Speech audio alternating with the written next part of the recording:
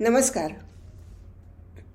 Doctor Rajendra Kher लिखित देह झाला चंदनाचा ही परमपूज्य पांडुरंग शास्त्री आठवले यांच्या जीवनकार्यावर आधारित कादंबरी आपण वाचत आहोत.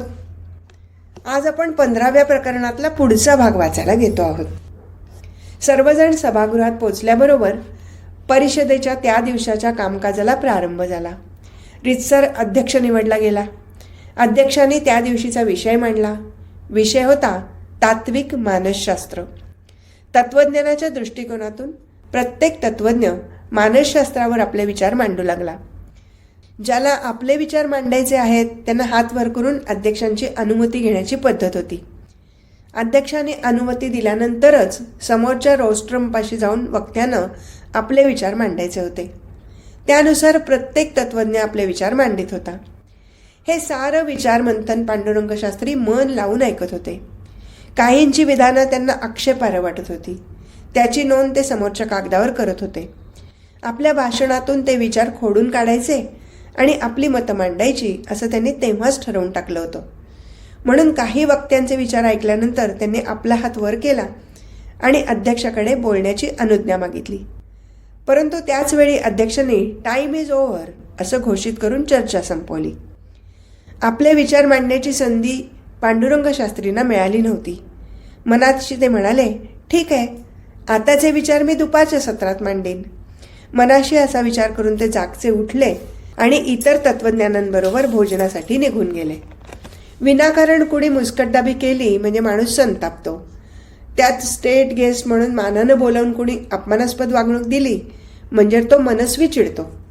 त्या रात्री पांडुरंग शास्त्रींची तशीच अवस्था झाली होती. ते मनस्वी चिडले होते, संतापले होते. त्यापूर्वी ते कधीही एवढे संतापले नव्हते. पण गोष्टीच तशा घडल्या होत्या. गेल्या 3 दिवसात त्यांना कुणीही आपले विचार मांडू दिले नव्हते. एखाद्या मुद्द्यावर विचार मांडण्यासाठी पांडुरंग शास्त्रींनी हात वर करावा आणि त्याचवेळी अध्यक्षाने टाईम इज ओव्हर असं म्हणावं, हेच चाललं होतं. त्या अपमानास्पद वागणुकीमुळे पांडुरंग शास्त्री कमालीचे संतापले होते. उपेक्षा आणि अपमान यांचं दुःख त्यांच्या जिव्हारी लागलं होतं. रात्री बिछाण्यावर अंग टाकलं म्हणजे ते दुःख उफाळून वर येत असे. मग रात्रभर मन तळमळत असे. अशी उपेक्षा होण्याचा तो त्यांच्या आयुष्यातला पहिलाच प्रसंग होता. म्हणून त्या संध्याकाळी ते तावातावानं मगनबाईंना म्हणाले, चला आता इथे थोडा वेळ सुद्धा थांबणं मला शक्य नाही. मगनबाई चाचरत म्हणाले, शास्त्रीजी आता इथे आलोच आहोत तर मी काही स्वतःहून आलेलं नाही, मानानं बोलावला गेलो आहे. मगनबाई, माझी उपेक्षा होण्याचा हा आयुष्यातला पहिला प्रसंग आहे.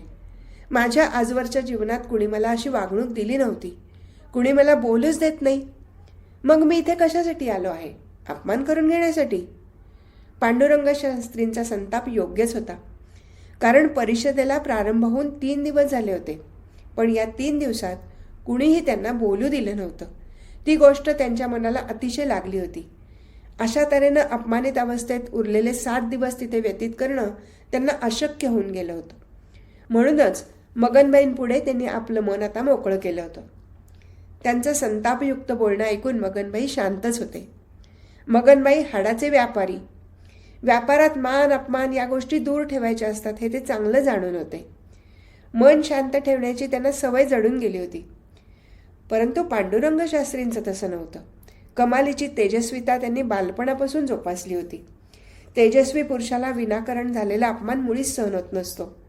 त्यातल्या त्यात तरुण माणसाला तो अधिक जाणवत असतो. पांडुरंग शास्त्री तेजस्वी होते, तरुणही होते, म्हणून ते मनस्वी संतापले होते. त्यांना शांत करण्याच्या हेतूनं मगनबाई म्हणाले, आपण आणखी थोडी वाट बघू. आणखी कसली वाट बघायची? हे बघा, येत्या 2 दिवसातही हे असंच चालू राहिलं तर तुम्ही म्हणता तसे आपण लगेच इथून जाऊ. मग तर हरकत नाही ना. पण आणखी 2 दिवस वाट बघावी असं मला वाटतं. संतापाचा उद्रेक थोडा कमी झाला होता. त्यामुळे आणखी 2 दिवस थांबायचं पांडुरंग शास्त्रींनी मान्य केलं. दुसऱ्या दिवशी ठराविक वेळी तत्वज्ञ मंडळी सभागृहात जमली. त्यानंतर रीतसर अध्यक्षांची निवड झाली. सकाळच्या सत्रात विज्ञान आणि तत्वज्ञान हा विषय होता. निरनिराळ्या तत्वज्ञानाची भाषणं सुरू झाली. पांडुरंग शास्त्रींनाही आपले विचार मांडायचे होते. 2-3 वेळा त्यांनी हात उंचावून अध्यक्षांची अनुज्ञा मागितली. पण अध्यक्षांनी त्यांना अनुमती दिली नाही. स्वतःची ओळख करून देणं हे माझ्या संस्कृतीत बसत नाही, या त्यांच्या चिठ्ठीतल्या वक्तव्यामुळे प्रत्येकाचा अहम दुखावला होता. म्हणूनच ती तत्वज्ञ मंडळी त्यांची उपेक्षा करत होती. आपले विचार मांडण्याची एकसुद्धा संधी त्यांना आत्तापर्यंत मिळाली नव्हती. मनात पुन्हा संताप दाटून आला होता. परवा इथून निश्चित निघून जायचं असं त्यांनी तेव्हाच मनाशी ठरवून टाकलं. त्यामुळे सतत होत असलेला अपमान त्यांनी आता फारसा मनाला लावून घेतला नाही. शांतपणाने ते आपल्या जागेवर बसून राहिले. दुपारच्या भोजनानंतर संध्याकाळचं सत्र सुरू झालं. त्या परिषदेमध्ये दिवसभर गंभीर विषयावर चर्चा होत असे, तर संध्याकाळी हलके फुलके विषय चर्चेत चर्चिले जायचे. त्या दिवशी संध्याकाळचा विषय होता अवतारवाद. पांडुरंग शास्त्री तेव्हा मनाशी म्हणाले, आता मला बोलण्याची संधी तुम्हाला द्यावीच लागणार, कारण आमच्याकडेच अनेक अवतार झाले आहेत. तुम्ही तर अवतार मानितच नाही. अध्यक्षांनी विषय मांडल्यानंतर त्यांनी डॉक्टर कॉम्प्टन यांना प्रथम विचार मांडण्याची संधी दिली, कारण दुसऱ्या कुणाकडे अवतारवादाविषयी बोलण्यासारखं काहीच नव्हतं. काहीतरी बोललं हे पाहिजेच, म्हणून डॉक्टर कॉम्प्टन बोलायला उभे राहिले होते. ते म्हणाले, जर अवतार मानायचा असेल तर येशू ख्रिस्त आणि श्रीकृष्ण यांच्याविषयी आपल्याला विचार केला पाहिजे. मग अवतारवादाविषयी थोडा शब्दच्छल करून त्यांनी आपला मोहरा श्रीकृष्णाकडे वळवला. ते म्हणाले, भारतात श्रीकृष्णाला अवतार मानतात, ती गोष्ट चुकीची आहे. माझ्या मते श्रीकृष्ण एक सज्जन माणूस होता. कंस, जरासन, कालयवन, कालनाग यांच्यासारख्या दुष्टांना मारणारा कृष्ण सर्वसामान्य लोकांवर प्रेम करणारा सात्विक पुरुष होता. मुत्सद्दी, राजनीतिज्ञ होता.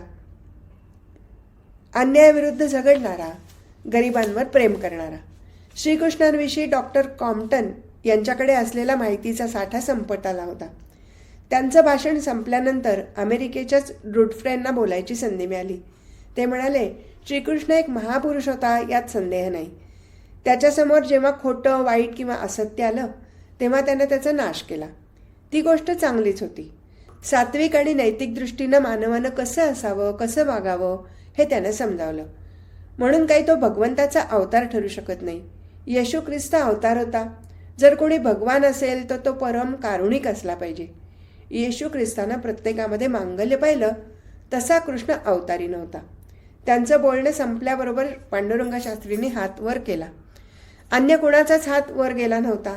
म्हणजेच अवतारवादावर कुणीही बोलणार नव्हतं. त्यामुळे पांडुरंग शास्त्रींना बोलण्यासाठी अनुमती देण्यावाचून अध्यक्षांना गत्यंतर नव्हतं. त्यांनी बोलण्याची परवानगी देताच पांडुरंग शास्त्री माईकपाशी गेले. त्यांच्या अंगात तेव्हा चांगलाच उत्साह संचारला होता. मिळालेल्या संधीचा ते पुरेपूर उपयोग करून घेणार होते. आपल्या धारधार आवाजात ते बोलायला लागले.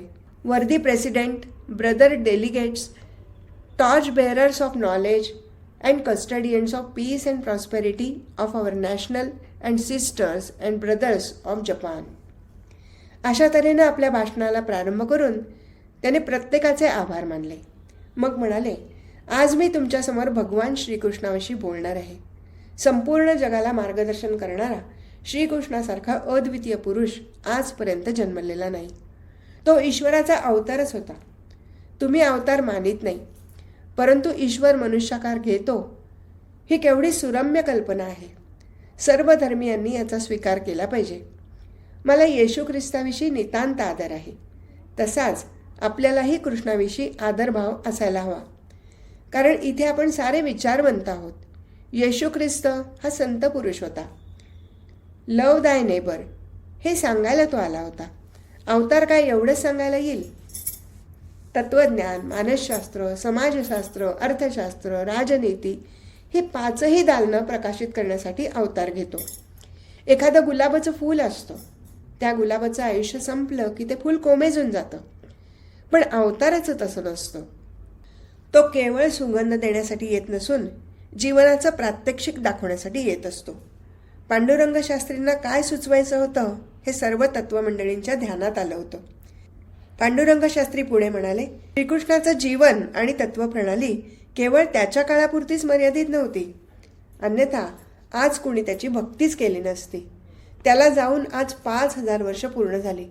तरी पण आज संपूर्ण भारतात आणि जगात देखील कृष्ण जन्माष्टमीचा उत्सव मोठ्या उत्साहाने साजरा केला जात असतो. श्रीकृष्ण अजूनही आपल्याला मार्गदर्शन करीत आहे अशीच सर्वांची भावना असते. श्रीकृष्ण आजच्या काळात जरी विद्यमान नसला तरी त्याने दिलेल्या विचारांच्या आणि उपदेशाच्या रूपानं आज देखील तो या जगात नांदतो आहे. त्याचं तत्वज्ञान हे तात्कालिक नसून चिरंतन आहे. कृष्ण भक्त त्याच्याविषयी भावना पुढील शब्दात प्रकट करतात. My obeisance to that master of world, lord Krishna, the son of Vasudeva, the killer of Kansa and Chanura, and the delighter of Devaki. वसुदेव सुतम देवम कंस चाणूर मर्दनम, देवकी परमानंदम कृष्णम वंदे जगद्गुरुम. कृष्णानं त्यावेळेचा प्रख्यात आणि बलवान मल्ल चाणूर याला यमसदनाला पाठवलं होतं. कंस मामा आणि इतर काही दुष्ट राक्षसांचा त्यानं वध केला होता. दुष्टांचं तो निर्दालन करत होता, पण सुष्टांवर तितक्याच प्रेमवर्षाव करत होता. आपल्या आईवडिलांचं त्याचं प्रेम तर काय वर्णावं. आजकाल मुलगा मोठा झाला म्हणजे आईला ओळख द्यायलाही टाळाटाळ करतो. श्रीकृष्णाचं तसं नव्हतं. आपल्या आईवडिलांवर त्याची अखेरपर्यंत भक्ती होती. श्रीकृष्णाचं जीवन अलौकिक घटनांनी समृद्ध आहे. त्याचं तत्त्वज्ञान विश्वव्यापक आहे. म्हणून वैष्णव, हिंदू, आर्य आणि जगातले कित्येक तत्त्वज्ञ त्याच्या अक्षरशः प्रेमात पडले आहेत. संपूर्ण जगाला आत्मोन्नतीचा आणि समाजोन्नतीचा चिरंतन विचार देणारा श्रीकृष्ण हा एकमेवाद्वितीय पुरुष होता, ही गोष्ट आता सर्वमान्य आहे. श्रीकृष्णाठायी गुणांचं वैविध्य होतं. प्रत्येक महापुरुषामध्ये तसे वेगवेगळे गुण असू शकतात, पण श्रीकृष्णाजवळ मोठेपणाबरोबरच अत्यंत साधेपणाही होता. कुणालाही तो चटकन प्रतीत होत असे. He was a man of masses. दुःखित आणि पीडित लोकांना त्याचं तत्त्वज्ञान मार्गदर्शक ठरलेलं आहे. त्यानं सांगितलेली भगवद्गीता हे एक सर्वश्रेष्ठ आणि दिव्य तत्त्वज्ञान आहे. चिरंतर धर्माचं आणि तत्त्वज्ञानाचं ते सार आहे. त्याचा उपदेश दैवी आहे. श्रीकृष्णानं गीतेमधून आत्म्याच्या अमरत्वाचं रहस्य उलगडून दाखवलं आहे. गीता म्हणजे अलौकिक विचारांचा आणि पराकोटीच्या ज्ञानाचा खजिना आहे. सर्वसामान्य माणसाला काही आत्म्याची महती जाणून घ्यायची बहुधा आवश्यकता नसते. आपलं ऐहिक जीवन सुखकारक बनावं अशी त्याची इच्छा असते. गीतेच्या अभ्यासानं सामान्यजन आपलं आयुष्य उज्ज्वल बनवू शकतात. गीता मनुष्याला स्वत्वाची आणि आत्मशक्तीची जाणीव करून देते. श्रीकृष्णानं सांगितलेलं हे दैवी तत्त्वज्ञान अतिशय खोलवर आहे. आजच्या सत्रात आपण धर्माच्या दृष्टिकोनातून गीता तत्त्वज्ञानाचा विचार करू. सर्व तत्त्वज्ञ मंडळी मन लावून पांडुरंग शास्त्रींचं भाषण ऐकत होती. ते पुढे काय सांगतात याची उत्सुकता प्रत्येकाच्याच मनात दाटून आली होती. पांडुरंग शास्त्री तेव्हा म्हणत होते, प्रांतिक धर्म असा धर्माचा मर्यादित अर्थ इथे घेता कामा नये. संपूर्ण समाजात स्नेहभाव, सद्वर्तन आणि सामंजस्य निर्माण व्हावं म्हणून ईश्वरानं धर्माची स्थापना केली. तोच जागतिक मनुष्य धर्म श्रीकृष्णानं गीतेतून सांगितलेला आहे. गीतेचं तत्त्वज्ञान नुसती कार्यासाठी स्फूर्ती देत नाही, तर मनुष्याला त्याच्या अंतर्यामी स्थित असलेल्या परमेश्वराचीही जाणीव करून देतं. त्या आत्मशक्तीच्या बळावर मनुष्य ऐहिक जगातलं जीवन समृद्ध बनवू शकतो. त्याचप्रमाणे पुढे मोक्ष मिळवून पारलौकिक आनंदही मिळवू शकतो. आज जगातल्या विचारवंतापुढे अनेक प्रश्न उभे आहेत, पण त्यांना मार्ग मिळत नाही. विज्ञानाचे दुष्परिणाम होत आहेत. मानवता कोलमडून पडली आहे. नैतिक किंवा धार्मिक निष्ठा कुणाजवळ उरलेली नाही. सर्वत्र संघर्षाचं वातावरण आहे. भौतिकतेतच लोक सुख मानू लागले आहेत. सुखाच्या संकल्पनाच भौतिकवाद्यांनी पार बदलून टाकल्या आहेत. जग विनाशाकडे चालले आहे. अशा वेळी फक्त धर्मच समाजाची अवनती रोखू शकतो. केवळ विज्ञानाची चाललेली प्रगती रोखून धर्म त्यावर अंकुश ठेवू शकेल आणि विज्ञानाचा वापर फक्त माणसाच्या भल्यासाठी करू शकेल. आज ज्या पद्धतीनं भौतिक प्रगती चाललेली आहे त्यावरून असं वाटतं की येत्या 2 शतकात या जगातून मानवताच नष्ट होऊन जाईल. येत्या काही वर्षात आधुनिकतेचं वारं लागलेली मनं धर्माची टर उडवतील. धर्माचं महत्त्व कमी लेखतील, पण ते योग्य होणार नाही. मानवता आणि मनुष्य कर्तव्य या गोष्टी केवळ धर्माच्याच माध्यमातून शिकवल्या जातात. आज आपण यंत्रयुगात वावरतो आहोत. प्रत्येक क्षेत्रात यंत्रानं क्रांती केली, पण यंत्रानं मानवी मनाला मानवतेची प्रेरणा कशी देता येईल? Life creates machines, machine cannot create life. माणसाच्या शरीरात स्थित असलेला आत्मा अतिशय सूक्ष्म आहे. मानवनिर्मित यंत्र कितीतरी मोठी आहेत, तरी पण या मोठ्या यंत्रापेक्षा सूक्ष्म आत्मा श्रेष्ठ आहे, शक्तिमान आहे. याचं कारण तो अनंत तत्वाचा अंश आहे. यंत्र हे निर्जीव असतं. यंत्र बनवणारा त्याला अभिप्रेत असणाऱ्या हालचाली यंत्रांमधून घडवून आणत असतो. निर्जीव यंत्र निर्मात्यांना नेमून दिलेल्या हालचालीच करत असतं. त्या निर्जीव वस्तूकडून आपण सजीव गोष्टी कधीच करू शकणार नाही. निर्जीवात जीवन कसं काय सापडू शकेल? निर्जीव आणि सजीव यांची तुलना आपण कशी करू शकणार? सजीवांजवळ बुद्धिमत्ता आहे, स्वातंत्र्य आहे. या उलट निर्जीव हे बंधनयुक्त आहे. त्याला स्वातंत्र्य असणं शक्यच नाही, कारण निर्जीव गोष्टींमध्ये बुद्धिमत्ता नसते. क्षणभर ते बोलायचे थांबले. सवयीप्रमाणे त्यांनी आपला खालचा ओठ आवळून धरला. सर्वांवरून दृष्टी फिरवून मग ते पुढे बोलायला लागले. धर्म ही मानवी मनाची स्वाभाविक गरज आहे. त्यामुळे जिथे म्हणून मनुष्य आहे तिथे मनुष्यानंच श्रद्धायुक्त अंतकरणानं आपली धर्मभावना वाढवली पाहिजे. धार्मिक प्रकृती मुळात माणसात असतेच, ती वाढीला लावली पाहिजे. विपन्नावस्था, दुबळेपणा, द्वेष, अज्ञान इत्यादी गोष्टींना धर्म हुसकावून लावतो. त्या जागी सुख, शांती, समाधान, बल आणि प्रेम अशा गोष्टी बहाल करतो. काही जडवादी तत्वज्ञानाच्या मतानुसार माणूस स्वार्थासाठी कार्य करायला उद्युक होतो.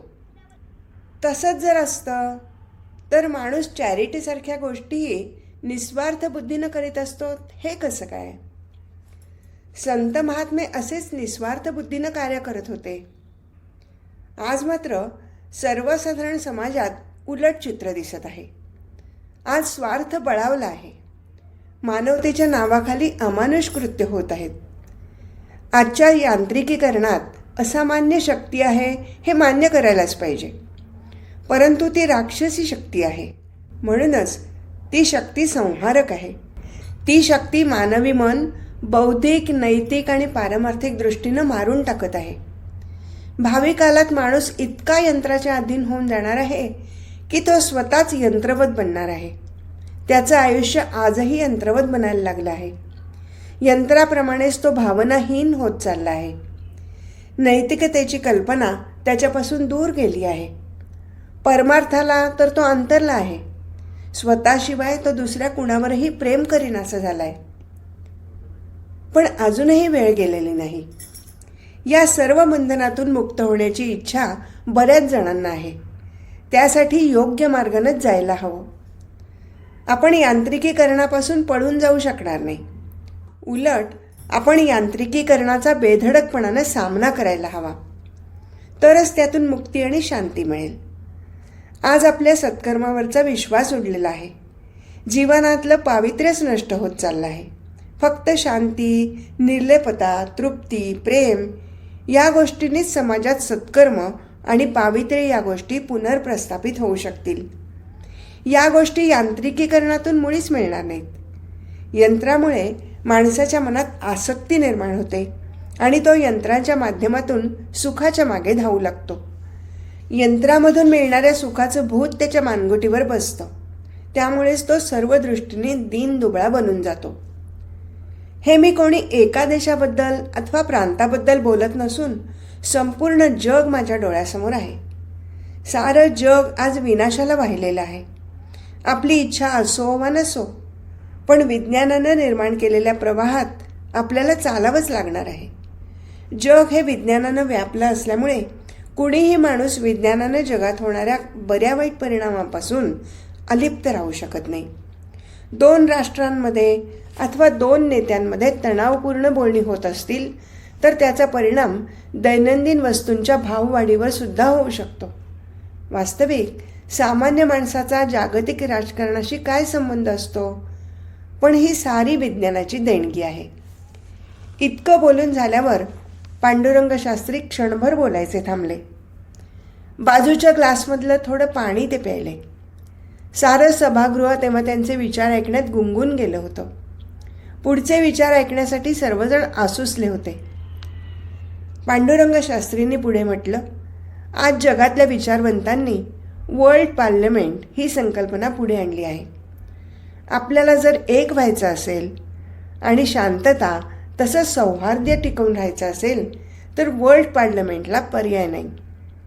परंतु ही एकी कशी टिकवायची हा खरा प्रश्न आहे. एक गोष्ट निश्चित आहे की बळानं किंवा शस्त्राच्या जोरावर अशी एकी मुळीच टिकून राहणार नाही.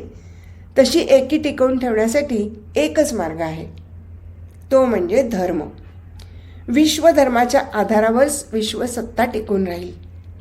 प्रख्यात मानवतावादी इंग्रजी लेखक H.G. वेल्स यांनी आपल्या outline of the history of the world या पुस्तकामध्ये विश्वधर्माची संकल्पना मांडलेली आहे. त्यात तो म्हणतो, विश्वधर्म हा समान विचारसरणीवर आधारलेला हवा.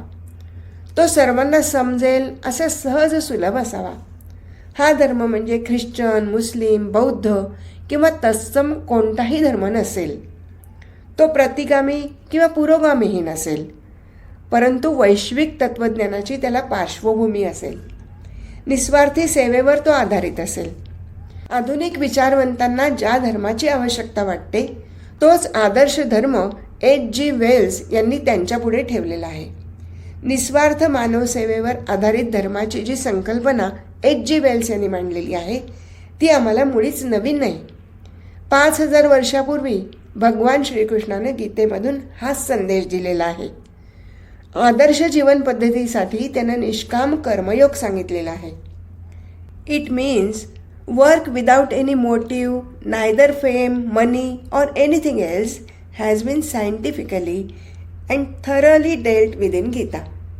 H.G. वेल्स यांनी निस्वार्थ सेवा ही संकल्पना मांडली, तर भगवान श्रीकृष्णानं एक पाऊल पुढे जाऊन संपूर्ण मानवजातीच्या सर्वांगीण उद्धारासाठी निष्काम कर्मयोग सांगितला. H.G. वेल्स त्यांच्या फर्स्ट अँड लास्ट या पुस्तकातून सांगतात, विश्वशांतीसाठी अशा एका धर्माची आवश्यकता आहे की जो धर्म व्यक्ती आणि समाज म्हणजे जगावर, त्याचबरोबर आंतरिक आणि बाह्य विचारांवर अंकुश ठेवू शकेल. व्यक्ती आणि समाज या दोहोंचा ज्या धर्माने विचार केलेला असेल तोच धर्म जीवनासाठी उपयोगी पडू शकेल. काही धर्म केवळ परलोकाचा विचार करणारे आहेत, तर काही फक्त इहलोकाचा विचार करणारे आहेत. काही इह परलोकाचा विचार करणारे आहेत. पण आज आपल्याला इह परलोकाचा विचार करून सामाजिक स्थैर्य आणणारा, त्याचप्रमाणे व्यक्तीचा वैयक्तिक विकास साधणारा सर्वांगीण मानवधर्म हवा आहे. मग गीता काय सांगते? गीतेनंही व्यक्ती आणि समाज याचा विचार दिलेला आहे. गीता हा केवळ परतत्व सांगणारा धार्मिक ग्रंथ नाही.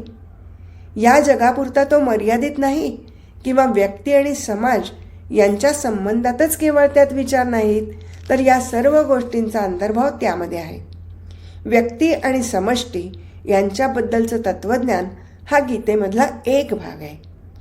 थोडक्यात असं सांगता येईल की गीतेचं तत्त्वज्ञान हे व्यक्ती आणि समष्टी यांच्यापुरतं मर्यादित नसून ऐहिक आणि पारलौकिक सुखप्राप्तीसाठी ते मार्ग दाखवतं. चिरंतन जागतिक शांततेसाठी गीता धर्माची खऱ्या अर्थानं गरज आहे. गीता तुम्हाला आंतरिक, सामाजिक आणि वैश्विक कर्मबंध आणायला शिकवते. That religion is the only religion wherein interdependence of individual and society has been thought over. अनेक धर्मग्रंथांचा अभ्यास करून बर्टन रसेलनं आपल्या सोशल रिकन्स्ट्रक्शन या ग्रंथात म्हटलं आहे, असा एक नवा धर्म पाहिजे की जो जगाच्या उलट्या सुलट्या प्रवाहात दृढतर उभा राहू शकेल, तसंच जगाला, व्यक्तीला आणि समाजाला खरा मार्ग दाखवू शकेल. रसेलला प्रोटेस्टंट धर्म प्रायमरीली पर्सनल वाटतो, तर कॅथोलिक धर्म प्रायमरीली सोशल वाटतो. म्हणूनच त्याला नव्या विश्वमान्य धर्माची आवश्यकता वाटते. थोडक्यात आजच्या विचारवंतांना जो धर्म अभिप्रेत आहे त्याच्या पुढे जाऊन श्रीकृष्णानं मार्गदर्शन केलेलं आहे. धर्माला कायमस्वरूपी कालबद्ध तत्व असता कामा नयेत. तत्वांना कार्यकारण भाव असायला पाहिजे. धर्मानं कारणमीमांसा केली पाहिजे, त्याविरुद्ध भूमिका घेता कामा नये. विज्ञानाची सत्यता पडताळून पाहण्यासाठी जसे निकष लावले जातात तसेच निकष धर्माची सत्यता पडताळून पाहण्यासाठी लावले पाहिजेत आणि त्यातून धर्मशास्त्र उभं राहिलं पाहिजे. तेव्हाच तो धर्म उत्तम कार्य करू शकेल. जर धर्माची सत्यता पटली नाही तर तो धर्म केव्हाही यशस्वी होणार नाही, तो टाकाऊ ठरेल. पण धर्माची सत्यता पटली तर तो धर्म निरंतर विजयी ठरेल. म्हणून गीतेच्या शेवटी भगवान श्रीकृष्णाने म्हटले, analyse what I have stated thoroughly and do whatever you like. गीतेच्या तत्त्वज्ञानाची आणखी महती गाऊन पांडुरंग शास्त्री सरतेशेवटी म्हणाले, थोडक्यात सांगायचं म्हणजे वर्ल्ड फेडरेशनला धर्माचे सर्व कंगोरे आवश्यक ठरणार आहेत. वैचारिक, सामाजिक, ऐहिक, पारलौकिक, दैवी अशा विविध विषयांचं ज्ञान देणारा आणि मार्गदर्शन करणारा धर्म आज आपल्याला हवा आहे. भगवान श्रीकृष्णाची गीता या सर्व विषयांची पूर्तता करू शकते. थँक्यू. पांडुरंग शास्त्रींचं मतिगुंग करणारं भाषण केव्हा संपलं हे कुणालाही चटकन समजलंच नाही. जो तो त्यांच्याकडे आदरभावाने बघत होता. भाषण संपवून ते जेव्हा खाली बसले तेव्हा सर्वांनी उत्स्फूर्तपणे टाळ्यांचा गजर केला. सारं सभागृह दणाणून गेलं. पांडुरंग शास्त्री एवढे प्रभावीपणाने विचार मांडतील असं कुणालाच वाटलं नव्हतं. किंबहुना त्यांच्या साध्या राहणीमानाकडे पाहून प्रत्येकाला ते सामान्य अभ्यासक वाटत होते. परंतु आता मात्र त्यांनी सर्वांना आपल्या असामान्य ज्ञानाची चुणूक दाखवली होती. त्यांना असलेलं विविध धर्माचं ज्ञान त्यांच्या भाषणातून प्रतीत झालं होतं. जागतिक तत्त्वज्ञानाचा अभ्यास दिसला होता. चौफेर वाचनाचा व्यासंग कळून आला होता.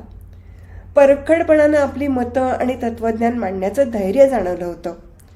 बोलण्यातून असामान्य विद्वत्ता व्यक्त झाली होती.